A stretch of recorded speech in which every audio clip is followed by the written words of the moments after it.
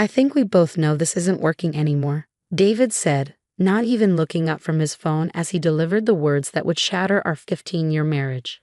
I stood in our kitchen, my kitchen, the one I designed myself when we renovated last year, gripping the counter to stay upright. Because of her? He finally looked up, his expression a practiced mask of false sympathy. Amanda and I. It just happened, Elizabeth. These things happen. These things happen. As if falling in love with your 25-year-old secretary was as inevitable as rain or taxes. As if throwing away 15 years of marriage was as simple as missing a lunch meeting. How long? My voice sounded strange to my own ears, distant and hollow. Does it matter? It matters to me. He sighed, the same exasperated sigh he used when explaining simple concepts to people he considered beneath him. 6 months, but it's not about the time, Elizabeth. Amanda and I, we connect on a different level. She understands me. I almost laughed. Amanda understood him. Amanda, who'd been his secretary for barely a year. I'd supported him through law school, working 2 jobs so he could focus on his studies. I'd helped him build his law practice from nothing, spending countless nights reviewing contracts and organizing client files. She's half your age, I said quietly. Age is just a number. He stood up, straightening his designer tie, the one I'd given him for his last birthday. I've already talked to Kyle about the divorce. He'll have papers drawn up by Monday. Kyle, his best friend and the firm's top divorce attorney. Of course, David would have already arranged everything. He'd probably been planning this for months, moving pieces into place while I decorated our house and planned our future. I'll be staying at Amanda's place, he continued, as if discussing a minor schedule change. Take whatever time you need to, sort things out here. Sort things out, like I was organizing a messy closet instead of picking up the pieces of my shattered life. One question, I said as he turned to leave. Was I ever enough? He paused at the door, and for a moment I saw a flicker of something in his eyes. Guilt? Regret? But it vanished quickly, replaced by that practiced lawyer's neutrality. You're just, different people want different things, Elizabeth. Amanda's more, he gestured vaguely, dynamic, career-focused. I stood there long after he left, staring at the life we'd built together. The kitchen where I'd taught myself gourmet cooking because he loved fine dining. The living room where I'd hosted countless dinner parties for his clients. The office where I'd helped him build his practice into one of the city's top firms. Everything in this house screamed of the life I put on hold to support his dreams. My phone buzzed. A text from my best friend, Maria. Girls' night still on for tomorrow? I stared at the message, tears finally spilling over. How could I tell her? How could I admit that while I'd been planning dinner parties and redecorating our house, my husband had been falling in love with his secretary? Rain check. I typed back. Something's come up. The next few days passed in a blur. Kyle's office sent over the divorce papers, complete with a post-it note suggesting I review and sign quickly to expedite the process. David had already signed his copies. I sat at our dining room table, my dining room table now, according to the proposed settlement, reading through the documents. 15 years of marriage reduced to 48 pages of legal jargon. That's when I saw it. Buried in the division of assets was a clause about David's law firm. Husband retains full ownership and control of Morgan and Associates legal services, including all client relationships and business assets. I remembered the nights I'd spent building their first client database. The weekends sacrificed to organize client files. The relationships I cultivated through all those dinner parties. I don't think so, David, I whispered, reaching for my phone. I called Patricia Chen, a lawyer I'd met at one of those countless networking events. Unlike David's country club friends, Patricia had worked her way up from nothing. She'd built her own practice while raising 3 kids as a single mother. Elizabeth? She sounded surprised to hear from me. Everything okay? I need a divorce lawyer, I said. Someone who isn't afraid to go up against Morgan and Associates. Silence for a moment. Then, come to my office. Now. Patricia's office was nothing like David's sleek, modern workspace. Her desk was cluttered with family photos and case files, and her walls displayed her children's artwork alongside her law degrees. He's trying to screw you, she said bluntly, reviewing the divorce papers. This clause about the firm, it's not just about the business, it's about silencing you. making sure you can't compete with him. Can he do that? She smiled, a predatory gleam in her eye. Not if we play this right. Tell me something. How much of the firm's success is because of you? I thought about it. I built their entire client management system, organized their filing system, most of their major clients. I cultivated those relationships through networking events and dinner parties. And did you ever receive compensation for this work? No, I was his wife. It was just expected. Patricia leaned forward. Elizabeth, you weren't just his wife. You were an unpaid consultant who helped build a multi-million-dollar law firm. And now we're going to make him pay for that. The legal battle that followed was brutal.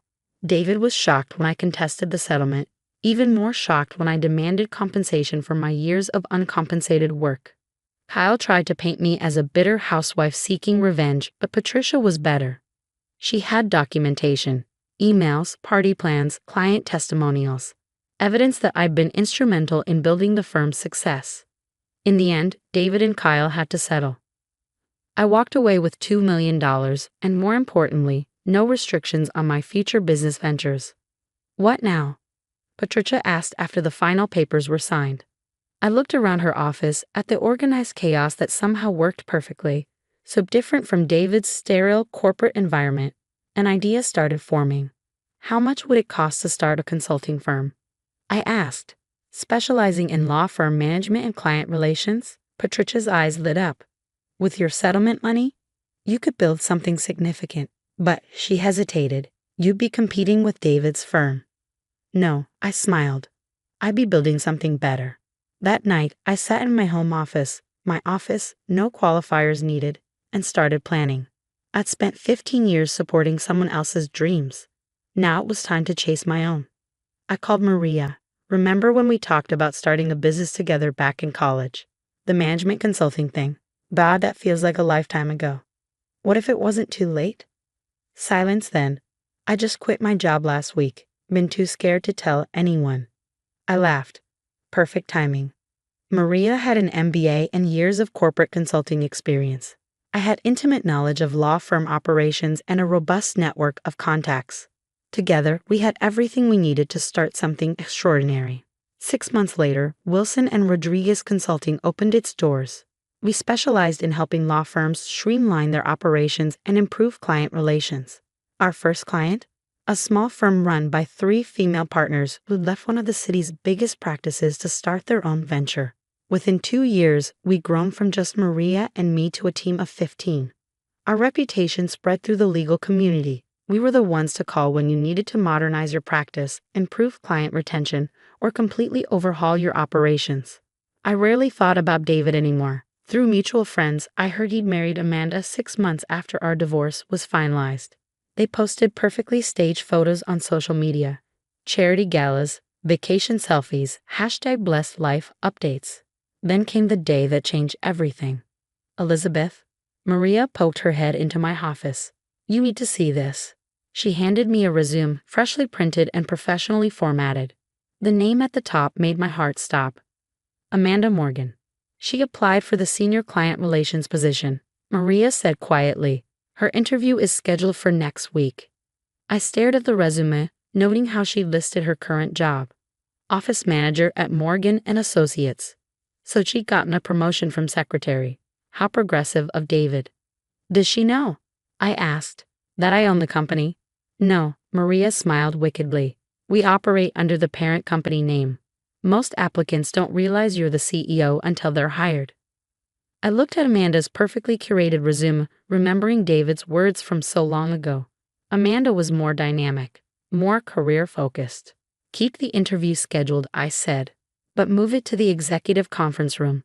I think it's time to show just how career-focused I've become. The morning of Amanda's interview, I arrived at the office early. Our headquarters now occupied 3 floors of a downtown high-rise. A far cry from the small office we'd started in 5 years ago. Everything's ready, Maria announced, walking into my office with 2 coffee cups. The executive conference room is set up. Amanda Morgan's scheduled for 10 a.m. I took the coffee she offered, inhaling the familiar aroma. How many interviews has she gone through so far? 3. First with HR, then with the department head, finally with our senior team. Everyone says she's qualified, but Maria hesitated.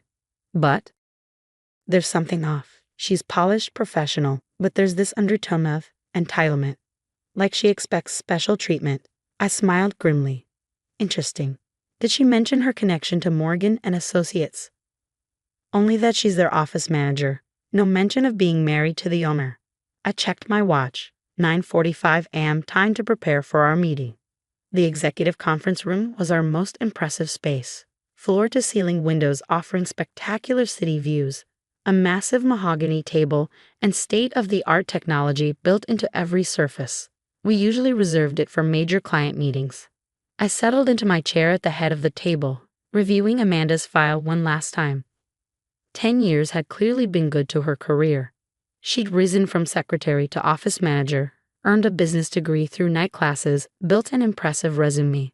At exactly 10 a.m., my assistant's voice came through the intercom. Ms. Morgan is here for her interview. Send her in. The door opened and Amanda walked in confidently, dressed in an expensive suit that probably cost more than my first car.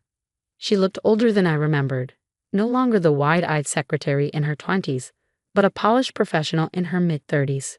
She stopped short when she saw me, her perfectly maintained composure cracking for just a moment. Elizabeth? I smiled professionally. Please have a seat, Ms. Morgan. Or do you prefer to go by Mrs. Morgan now? She sank into the chair across from me, her face pale. I didn't know you owned Phoenix Global Partners. I supplied the name of our parent company. Yes, we tend to keep that quiet. Helps us evaluate candidates more objectively. She swallowed hard, gathering herself. If this is some kind of revenge play. Revenge? I raised an eyebrow. Ms. Morgan, this is a job interview. You applied for a senior position at my company. Did you expect special treatment because of our history? Of course not, she said quickly. I'm here because I'm qualified. Are you? I opened her file. Let's discuss your qualifications. What followed was the most thorough interview of Amanda Morgan's life. I questioned every aspect of her experience, challenged every accomplishment, probed every skill she claimed to possess. Not out of spite, but because I needed her to understand something fundamental.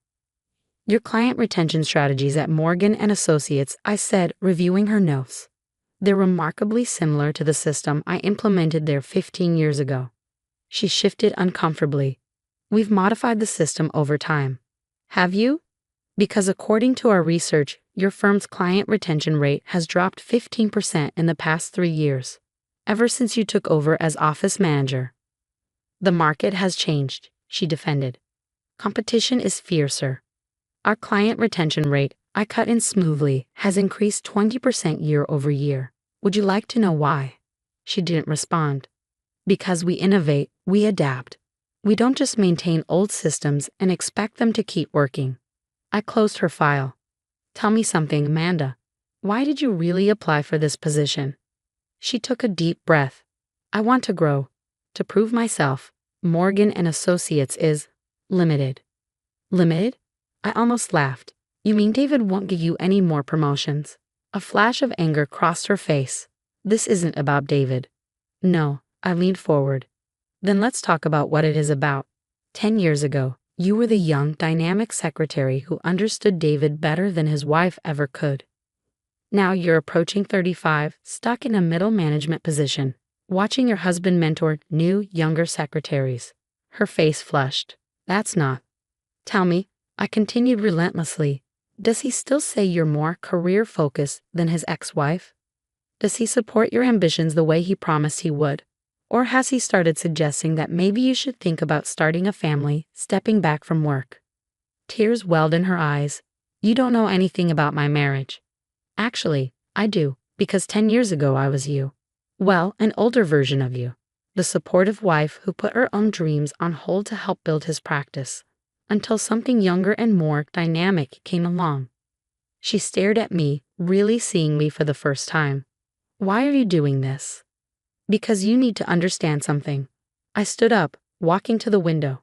Success, real success, doesn't come from attaching yourself to powerful men. It comes from building something of your own. Is that what this company is? She asked quietly. Your revenge. I turned back to face her. No, Amanda. This company is my redemption, my proof that I was always more than just David Morgan's wife. I sat down again. The question is, who are you without him? Silence fell between us, heavy with unspoken truths. Finally, she spoke. I did love him, you know. I'm sure you did, I replied softly. But love isn't enough when you're with someone who sees you as an accessory rather than a partner. She wiped her eyes carefully, trying not to smudge her makeup. So I didn't get the job. Actually, I pulled out another file you did. Her head snapped up. What? Your qualifications are solid. Your references, except for the obvious ones, are excellent. And most importantly, you have something invaluable. Perspective. I don't understand. I smiled. We're opening a new division next month, specializing in helping professional women transition from supporting roles to leadership positions. Who better to help lead it than someone who understands exactly what they're going through? She stared at me in disbelief. You're offering me a job? After everything? I'm offering you a chance to be more than David Morgan's wife. To build something meaningful. I slid a contract across the table. The salary is competitive. The work will be challenging. And yes, you'll have to deal with the awkwardness of working for your husband's ex-wife. But you'll also have the opportunity to help other women avoid the traps we both fell into. David won't like it, she whispered. No, I agreed. He won't. But that's not your problem anymore, is it? She picked up the contract with trembling hands. Why are you really doing this? Because 10 years ago, I thought losing David was the end of my story. Instead, it was the beginning. Maybe it's time for your new beginning too. 2 weeks later, I sat in my office reviewing quarterly reports when Maria burst in grinning.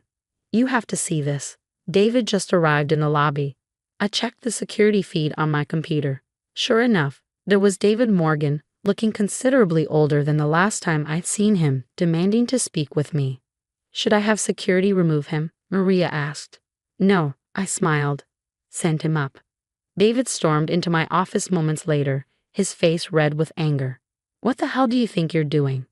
Running my company, I replied calmly. Did you have an appointment? You hired my wife. I hired a qualified professional who happened to be your wife. Unless you're suggesting Amanda isn't qualified. He ran a hand through his graying hair, a nervous gesture I remembered well. This is a trick, some kind of revenge scheme. David, I cut him off. Not everything is about you. Amanda applied for a position. She interviewed. She accepted our offer. The fact that it makes you uncomfortable is irrelevant. I won't allow it. I stood up slowly. Allow it? She's your wife, David, not your property. Just like I wasn't your property 10 years ago. This is different. No, it's exactly the same. Except this time, the woman you're trying to control has someone in her corner. Someone who understands exactly what it's like to be married to David Morgan. He stared at me, really seeing me perhaps for the first time in years. You've changed. Yes, I agreed, I have, and soon Amanda will too. That's what scares you, isn't it? The thought of your wife becoming something more than just Mrs. David Morgan. He turned to leave, then paused at the door. You'll regret this. No, David. The only thing I regret is not doing it sooner. After you left, Maria came in with 2 glasses of champagne. Well, that was entertaining. I took a glass, clinking it against hers. To new beginnings. And old endings, she added. I looked out at the city skyline, thinking about paths not taken and dreams deferred. 10 years ago, I thought I was losing everything. Instead, I found myself. My phone buzzed. A text from Amanda. David just left. He's furious. Thank you for not backing down. I typed back, welcome to the first day of your real career. Later that evening, as I prepared to leave the office, I passed the photos hanging in our reception area. Our team, our achievements, our growth over the years. Each one told a story of someone who'd chosen to become more than what others expected of them. Tomorrow, we'd start helping another woman write her own story. And somewhere in the city, David Morgan would finally understand what he'd lost all those years ago. Not just a wife, but a woman who was always destined to become so much more.